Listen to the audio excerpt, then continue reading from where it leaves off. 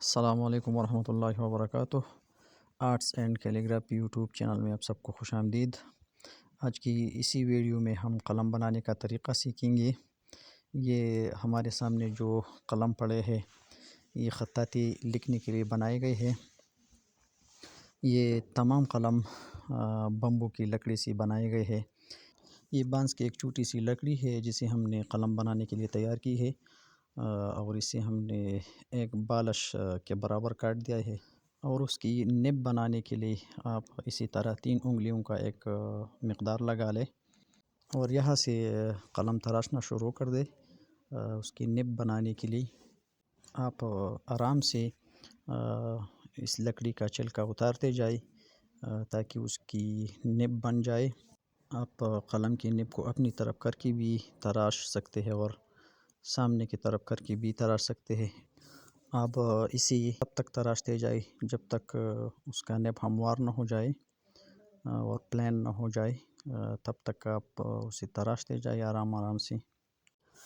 بانس کی یہ لکڑی آپ کو کسی بھی بازار سے مل سکتی ہے، جہاں بانس کی بڑی بڑی لکڑیاں بھی موجود ہوتی ہیں۔ عام طور پر لوگ ان بڑی لکڑیوں سے سیڑھیاں وغیرہ بناتے ہیں، لیکن آپ نے ایک چھوٹی لکڑی کا انتخاب کرنا ہے جو قلم بنانے کے لیے مناسب ہو۔ عام طور پر یہ چھوٹی لکڑی دکاندار 60-70 روپے پر دے دیتے ہیں۔ اس ایک لکڑی سے تقریباً 15-20 قلم آسانی سے بنائے جا سکتے ہیں۔ اب اس کی نب ہموار ہو چکی ہے، آپ دیکھ لیں کہ اس کے اندر جو فاصلہ تھا وہ ختم ہو چکا ہے۔ اب ہم اس کو بیک سائڈ سے بھی تراشیں گے تاکہ اس کی نب جو ہے وہ پتلی ہو جائے، کیونکہ کیلیگرافی یا خطاطی کے لیے جو قلم استعمال ہوتا ہے اس کے لیے ضروری ہوتا ہے کہ اس کی نب پتلی ہو، زیادہ موٹی نہ ہو، ورنہ پھر اس کی لکھائی خوبصورت نہیں ہوگی۔ تو بیک سائڈ سے بھی آپ اسے ہلکا سا تراشیں تاکہ یہ نب اچھی طرح بن جائے۔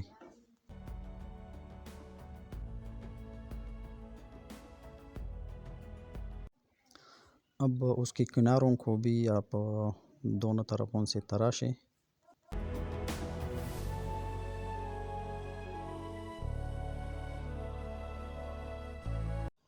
اب قلم کی نب مکمل طور پر ہموار ہو چکی ہے اور تیار بھی ہو چکی ہے، تو اب ہم اس کے خط لگائیں گے، مطلب اس کی نوک جو ہے وہ کاٹیں گے۔ کاٹنے کے لیے ہمارے پاس ایسی ایک لکڑی ہونا ضروری ہے تاکہ اس کے اوپر رکھ کر کاٹ دیا جائے۔ اب اس کے نب کے اوپر ہم چاقو رکھیں گے ترچھا سا، لیکن یہ یاد رکھیں کہ اسے بالکل سیدھا اور برابر نہیں کاٹنا ہے، بلکہ تھوڑا سا ترچھا رکھ کے کاٹنا ہے۔ یا اسے ہم بیک سائڈ سے بھی کاٹ سکتے ہیں اسی طرح چاقو رکھ کے، اور اسی سائڈ سے بھی ہم اسے کاٹ سکتے ہیں چاقو کو اسی طرح رکھے۔ آپ دیکھیں میں نے چاقو کو سیدھا رکھا اور میں قلم کو تھوڑا سا روٹیٹ کرتا ہوں تاکہ یہ تھوڑا سا ترچھا کٹ جائے۔ اب کسی بھی وزنی چیز سے آپ ایک ضرب لگا دیں تاکہ یہ کٹ جائے۔ قلم کی نب کاٹنے کے بعد آپ اسے رگمار سے ہلکا سا رگڑ دیں۔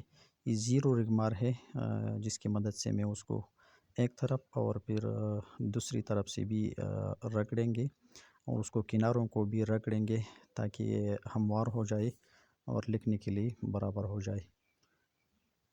قلم کی نب کو زیادہ موٹے والے رگمار سے نہیں رگڑنا چاہیے، ورنہ قلم کی صورت بگڑ جائے گی، بلکہ اسی 0 سائز والا رگمار آپ استعمال کریں، سب سے اچھا رہے گا۔ اب اس قلم کے ذریعے سے جو ہم نے ابھی بنایا، اللہ تعالیٰ کا نام لکھتے ہیں۔ اب آپ دیکھ لیں اس سے بہت اچھی اور خوبصورت لکھائی ہو سکتی ہے۔ اسے میں خط ثلث لکھنے کے لیے استعمال کرتا ہوں، تو اس سے خط ثلث بھی لکھا جا سکتا ہے اور خط نستعلیق بھی لکھا جا سکتا ہے۔ یہ میں نے الف لکھا خط ثلث میں، انتہائی خوبصورت لکھائی اسی قلم سے ہو سکتی ہے۔ ثلث اور نستعلیق کے علاوہ بھی جتنی خطوط ہے وہ اس قلم کے ذریعے سے لکھا جا سکتا ہے۔ اب ٹرائی کر لیتے ہیں اس پر خط نستعلیق میں الف اور میم لکھنے کی،